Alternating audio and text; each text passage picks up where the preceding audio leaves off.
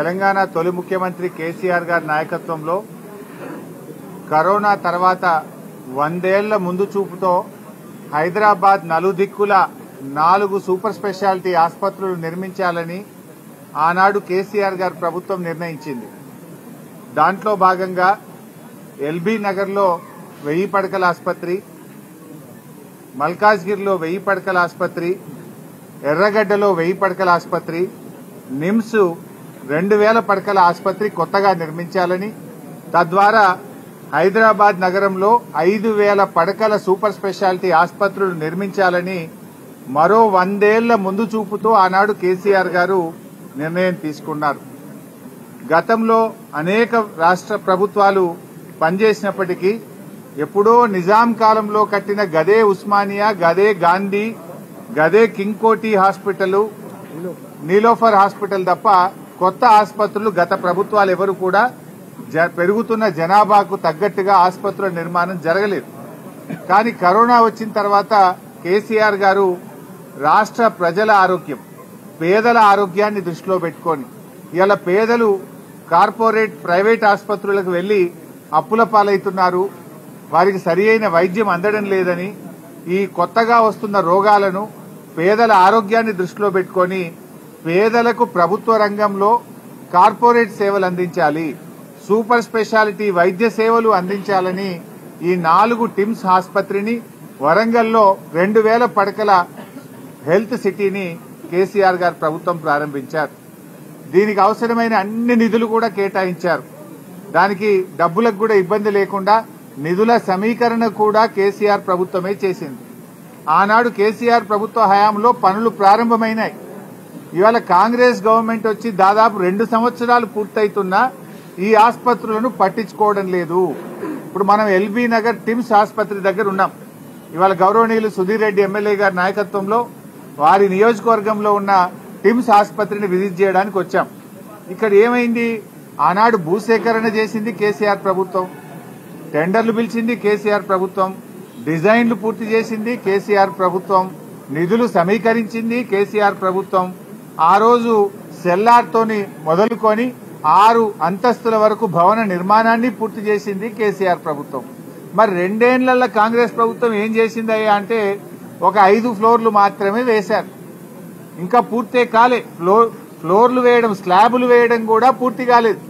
నిజంగా బీఆర్ఎస్ ప్రభుత్వమే ఉండుంటే ఇప్పటికే ఏడాది కిందనే ఈ ఆసుపత్రి ప్రారంభమై ప్రజలకు సేవలు అందించేది. అంటే రేవంత్ రెడ్డికి ఎక్కడ కేసీఆర్ కు పేరు వస్తుందో, ఎక్కడ బీఆర్ఎస్ ప్రభుత్వాన్ని ప్రజలు గుర్తు చేసుకుంటారో అని కావాలనే ఈ ఆసుపత్రి యొక్క నిర్మాణాన్ని స్లో చేస్తా ఉన్నారు. అంటే ముందు చూపు లేని మందబుద్ధి కలిగిన నాయకులు వీళ్ళకి ఎంతసేపు రాజకీయమే తప్ప ప్రజలంటే పట్టదు, పేద ప్రజల వైద్యం పట్టదు. ఎందుకు 2 సంవత్సరాల నుంచి టిమ్స్ ఆసుపత్రి పూర్తి కాలేదు, ఎందుకు పనులు ఆలస్యం అవుతున్నాయని నేను ప్రభుత్వాన్ని అడుగుతా ఉన్నా. ఇలా ఏం కారణం చేత ఆగినాయి? మీకు డబ్బులకు ఇబ్బంది లేదు, ఏజెన్సీ ఫైన్లు అయిపోయింది, అన్ని రకాలుగా డిజైన్స్ తో సహా రెడీ చేస్తే ఎందుకు కావాలని పనులు ఆలస్యం చేస్తున్నారు? 2 ఏళ్లైంది మీ గవర్నమెంట్ వచ్చి, కొత్తది మీరు చేసిందేమి లేదు. ఉన్న పనులు ఎందుకు ఆపుతా ఉన్నారు? ఇలా వైద్యం మొత్తం కూడా పేదలకు అందని పరిస్థితి ఏర్పడ్డది. ఇలా ఈ టిమ్స్ ఆసుపత్రులను ఆనాడు అసెంబ్లీలో ప్రత్యేకంగా ఒక చట్టాన్ని కూడా తెచ్చాం.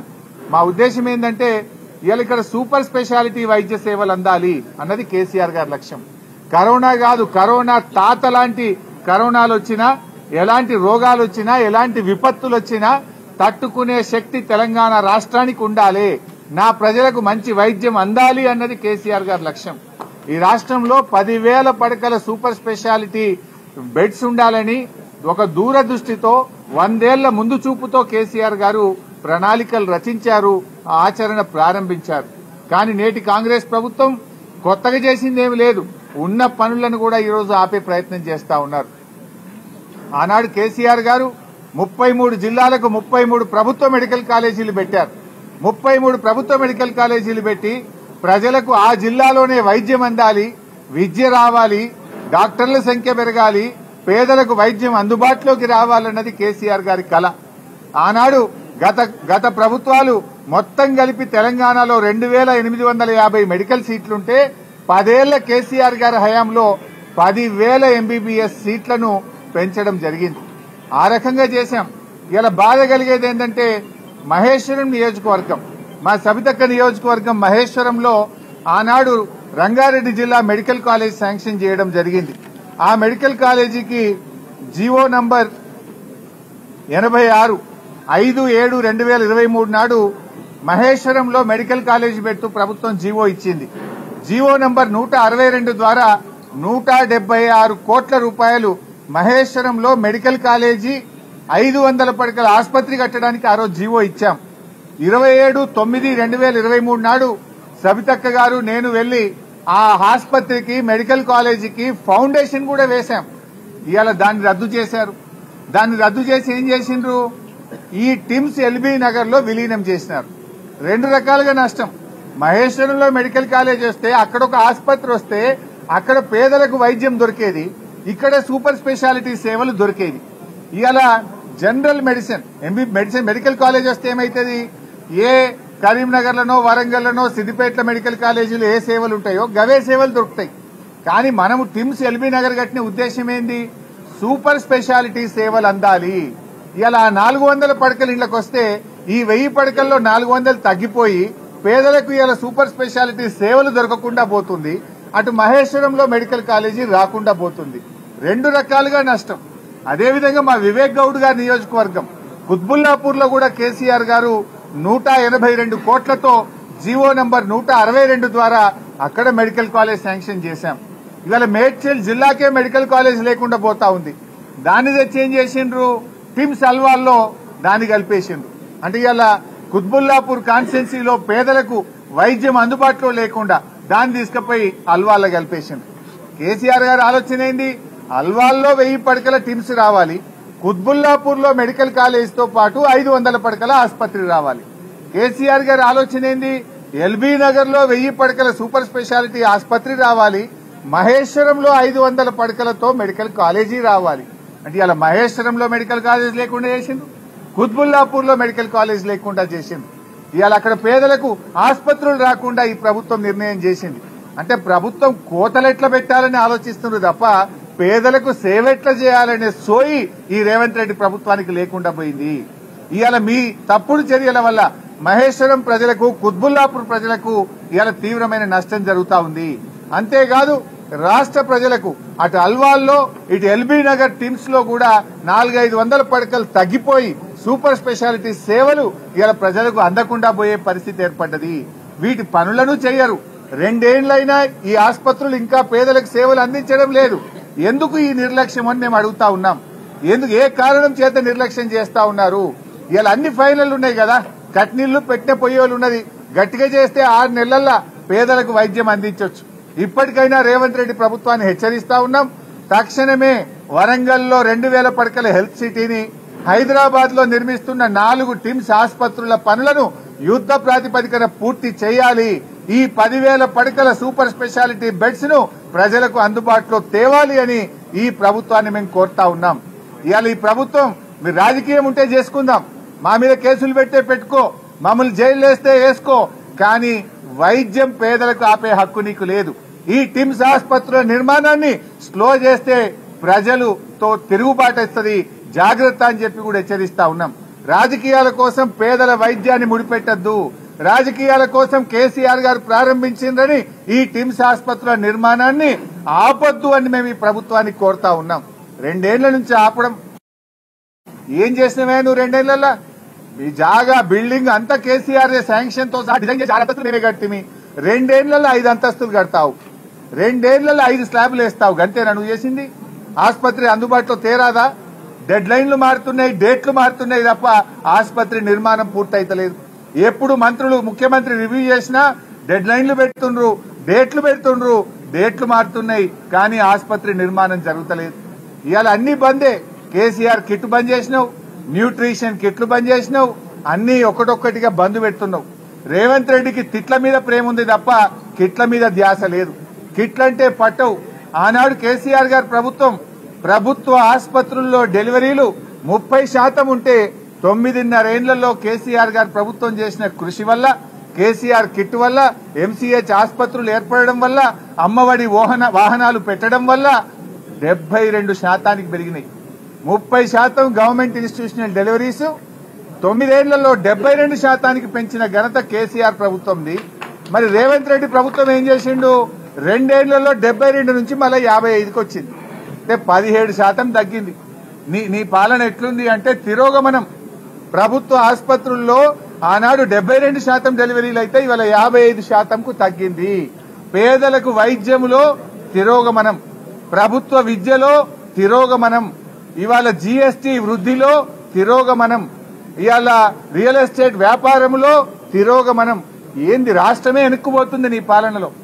ఇవాళ ప్రభుత్వ విద్య రేవంత్ రెడ్డి హయాంలో పోయిన సంవత్సరం నుంచి ఈ సంవత్సరానికి 47,000 మంది పిల్లలు ప్రభుత్వ పాఠశాలల్లో తగ్గారు.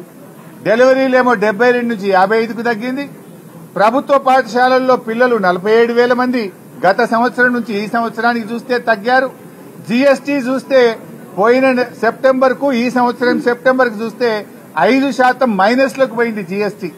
కేసీఆర్ గారి హయాంలో ఎప్పుడు 16% పెరిగితే రేవంత్ గారి హయాంలో 5% జీఎస్టీ తగ్గింది. రియల్ ఎస్టేట్ అయితే కుప్పగూలింది. రాష్ట్ర ప్రభుత్వ ఆదాయం తగ్గింది. ఇవాళ నువ్వు సిగ్గుపడాలి, ఆత్మ విమర్శ చేసుకోవాలి. ఈ రాష్ట్రం అద్భుతంగా 10 ఏళ్లలో దేశానికి దిక్సూచిగా కేసీఆర్ నిలబెడితే నీ పాలనలో రాష్ట్రం తిరోగమనం పట్టింది. ఇవాళ అదేవిధంగా బస్తీ దవాఖాన్లు కేసీఆర్ గారి హయాంలో 450 బస్తీ దవాఖాన్లు పెట్టాం. కేంద్ర ప్రభుత్వం 15వ ఆర్థిక సంఘం బస్తీ దవాఖాన్లను చూసి మెచ్చుకున్నది. తెలంగాణను చూసి దేశాన్ని నేర్చుకోమన్నది. దేశం మొత్తం బస్తీ దవాఖాన్లు పెట్టమని చెప్పింది 15వ ఆర్థిక సంఘం. రేవంత్ రెడ్డి పుణ్యమాని ఇలా బస్తీ దవాఖాన్లో పనిచేసే డాక్టర్లకు, స్టాఫ్ నర్సులకు, అక్కడ ఉండే 4th క్లాస్ ఎంప్లాయీస్ కు 6 నెలల నుంచి జీతాలే లేవు. 6 నెలలు జీతాలు ఇవ్వవా? 1వ తారీఖు ఇస్తా 1వ తారీఖు ఇస్తా అంటావు. ఎందుకు ఇస్తలేవు అంటే బస్తీ దవాఖాన్లో పనిచేసే డాక్టర్లందరూ కూడా ఉద్యోగాలు ఇచ్చిపెట్టి పోవాలి, బస్తీ దవాఖాన్లు మూతపడాలి. కేసీఆర్ గారు బస్తీ దవాఖాన్లు పెట్టింది కనుక ఈ బస్తీ దవాఖాన్లు నడవద్దు, పేదలకు వైద్యం దొరకొద్దు అనుకుంటున్నావా? హైదరాబాద్ నగరంలోనే 350 బస్తీ దవాఖాన్లు పెట్టిండు కేసీఆర్. ఇలా జూబ్లీ హిల్స్ ప్రజలకు బస్తీలలో ఏం చెప్తున్నా ఆయన? బస్తీ దవాఖాన్లలో డాక్టర్లకు, స్టాఫ్ నర్సుకు 6 నెలల నుంచి జీతాలు ఇవ్వలే. గతంలో 108 రకాల మందులు బస్తీ దవాఖాన్లలో దొరికితే ఇలా 40 రకాల మందులు కూడా బస్తీ దవాఖాన్లలో దొరకలేవు. మందులు లేకుండా చేసినా, డాక్టర్లు లేకుండా చేసినా, డాక్టర్లకు జీతాలు ఇవ్వలేదు. ఇదేనా నువ్వు చేసింది? నువ్వు కొత్తగా ఇంకెన్ని బస్తీ దవాఖాన్లు పెట్టాలి గాని ఉన్న బస్తీ దవాఖాన్లను ఇలా రేవంత్ రెడ్డి గారు ఊడగొట్టే ప్రయత్నం చేస్తుండు. ఇలా ఆరోగ్యశ్రీ నేను 10 లక్షలకు పెంచిన అంటూ ఏం చేసినావు నాయన? ఇలా ప్రైవేట్ ఆసుపత్రులలో మేము ఆరోగ్యశ్రీ కింద వైద్యం ఇయ్యము, ఆసుపత్రులు బంద్ చేస్తాము అంటున్నారు. నీ పుణ్యం ఎట్లుందంటే కాలేజీలు బంద్ చేస్తామని ఇవాళ ప్రైవేట్ కాలేజీలోళ్ళు చెప్తున్నారు, ఆసుపత్రులు బంద్ చేస్తామని ప్రైవేట్ ఆసుపత్రులు చెప్తున్నారు. నీ పాలన గట్లున్నది. ఆరోగ్యశ్రీ ఇలా 1400 కోట్ల బకాయిలు పడ్డాయి. ఆరోగ్యశ్రీకి కేసీఆర్ గారు ప్రభుత్వం ఉండగా ఎప్పటికప్పుడు నిధులు ఇచ్చాం, మంచి వైద్యం అందించాం. కేసీఆర్ గారి హయాంలో ఆరోగ్యశ్రీ కింద 8,000 కోట్ల రూపాయల డబ్బులు ఇచ్చాం. సీఎం రిలీఫ్ ఫండ్ కింద 3,000 కోట్లు ఇచ్చాం. పేదల వైద్యం కోసం ఆరోగ్యశ్రీ సీఎంఆర్ఎఫ్ కింద 11,000 కోట్ల రూపాయలు కేసీఆర్ గారి ప్రభుత్వం ఖర్చు పెట్టింది. నువ్వు వచ్చినాక 1,400 కోట్లు ఆరోగ్యశ్రీ కింద బకాయి పడ్డాయి. ఇవాళ పేదలకు ప్రైవేట్ ఆసుపత్రుల్లో ఆరోగ్యశ్రీ సేవలు నిలిచిపోయినాయి. సిగ్గుపడాలి నువ్వు. ఇప్పటికైనా ఆరోగ్యశ్రీ నిధులు విడుదల చేయి, పేదలకు వైద్యం అందేటట్టు తక్షణమే చర్యలు తీసుకోవాలని చెప్పి ప్రభుత్వాన్ని మేము డిమాండ్ చేస్తా ఉన్నాం. కంటి వెలుగు ప్రతి సంవత్సరం వృద్ధ మహిళలకు, గ్రామీణ ప్రాంతాల్లో ఉండే పేదలకు, బస్తీల్లో ఉండే ప్రజలకు ఉచితంగా బస్తీలోనే కంటి పరీక్ష చేసి కళ్లద్దాలిచ్చిన ప్రభుత్వం కేసీఆర్ ప్రభుత్వం. 2 సార్లు మేము కంటి వెలుగు చేశాం. మరి ఎందుకు కంటి వెలుగు బంద్ పెట్టినావు? కంటి వెలుగు అంటే కేసీఆర్ యాదికొస్తాడని నీకు భయం అవుతుందా? కంటి వెలుగు అనగానే వృద్ధులకు కేసీఆర్ కళ్లల్లో కనబడతాడని నీకు భయం అవుతుందా? వెంటనే రాజకీయాలు పక్కన పెట్టు, కంటి వెలుగు కార్యక్రమాన్ని యథావిధిగా కొనసాగించాలని చెప్పి కూడా మేము ఈరోజు డిమాండ్ చేస్తా ఉన్నాం. అదేవిధంగా ఈ అల్వాల్ గాని, ఎల్బీ నగర్ ఆసుపత్రులను యథావిధిగా 1000 బెడెడ్ సూపర్ స్పెషాలిటీ ఆసుపత్రులు కట్టండి.